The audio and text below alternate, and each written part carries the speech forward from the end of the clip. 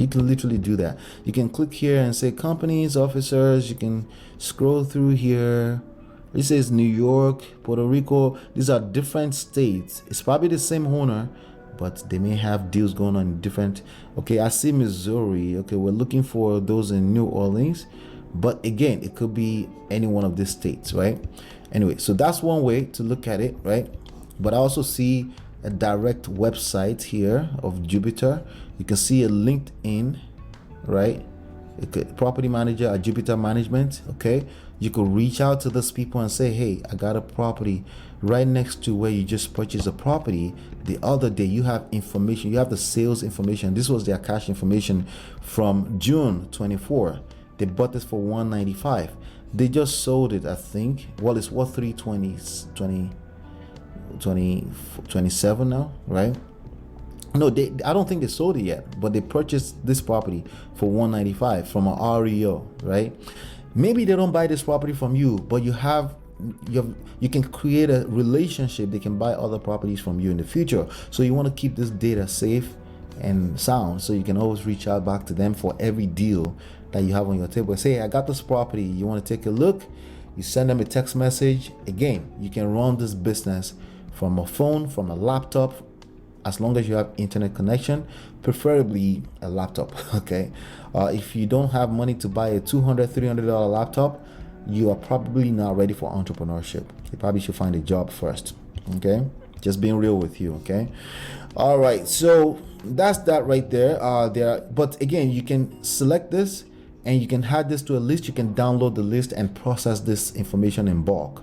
Okay, another thing that you can do is, I'm going to clear all. Let's go back to New Orleans, right? And I'm going to go to a quick list called to find cash buyers. You go to a quick list called the flippers, right? And the flippers is basically, click close on this. It's 289 people on this list. These are agents that have worked with cash buyers, okay? These are actual agents that have worked with cash buyers.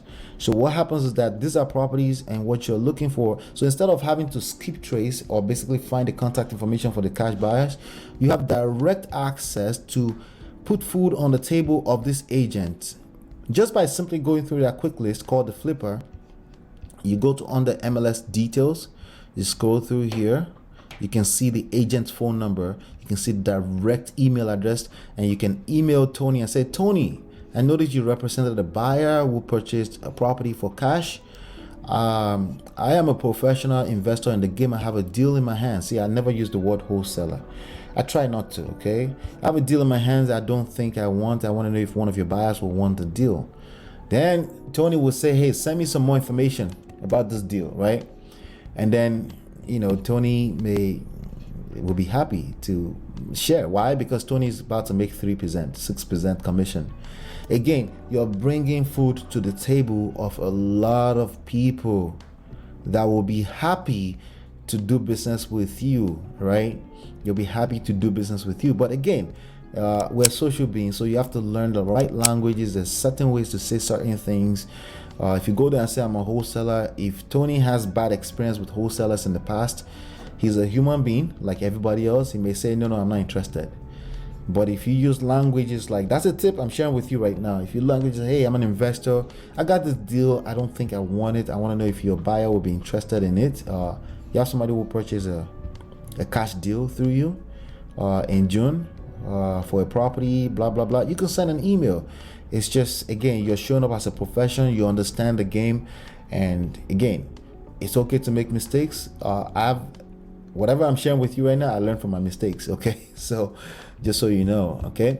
All right, so that's the step-by-step game right there. Again, let me do a quick revision.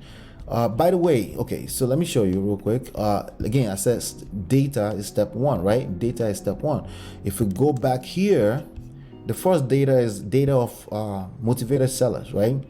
The last video, the last session that I did, you want to make sure you go watch that video completely. Last live session that I did, I think it's called Wholesalers for Beginners, something like that.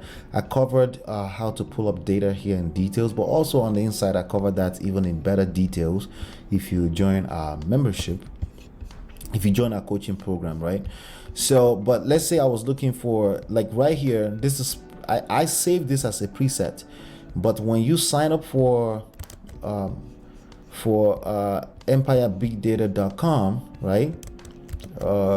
Let me just grab a quick water, okay? Be right back in 30 seconds.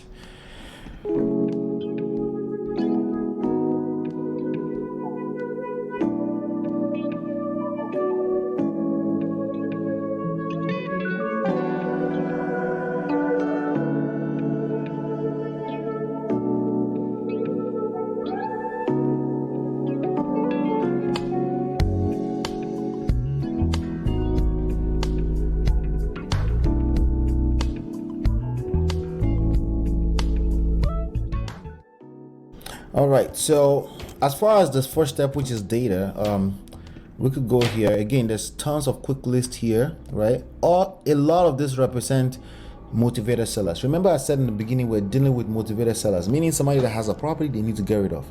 I'm not talking about somebody that has motivation, like they have money motivation. I got a nice property I want to sell. That person needs to talk to a real estate agent. I'm talking about a person that has a property sitting down there that's not producing, that's basically a burden on their life, and they need to sell. That's what I'm talking about, right? So that kind of persons usually have a vacant property. They may have liens against the property that they don't want. That's basically a burden on the property that's making them lose money. Pre-foreclosure is another one. Auctions is a little bit funny because auctions means that it's already with a government agency, so it's a little bit tricky. If you don't have money to play, don't worry about this. The same thing with bank owned properties. Okay, cash buyers, we used that earlier. High equity is another list. High equity doesn't mean motivated, but high equity means they've owned it for a long time. It could just be a property that's sitting down there that they haven't thought about in a while. Maybe they inherited the property. Same thing with free and clear. It's very similar. High equity means they own more than 50% of the equity in the property, meaning they owe less than 50% of the equity in the they owe less than 50% of what the property is worth against the property. So their mortgage is less than 50% of the value of the property. Okay, bankruptcy I would avoid unless you want to.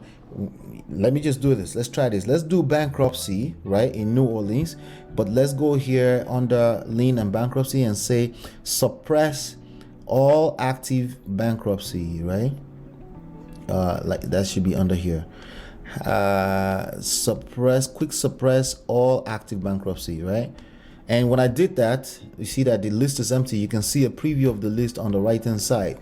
Okay, so that's not because when a property is locked in bankruptcy, unless you're willing to wait around and watch it until it's dismissed from bankruptcy, it's not worth your time, because ideally you are a marketer. Okay, there are more than look at this. Look at all these properties that you have to chase after. So you don't have time to be chasing against property that are not available, right? All right, so let's go back here. Active bankruptcy, let's take that. So active bankruptcy, you can see this active bankruptcy on about what, like 177,000 properties, right? But again, I don't have good experience with bankruptcy property on, so avoid it, right? There's also divorce. Divorce represents motivated seller in a lot of times. Okay, they divorce, they just need to get rid of the property.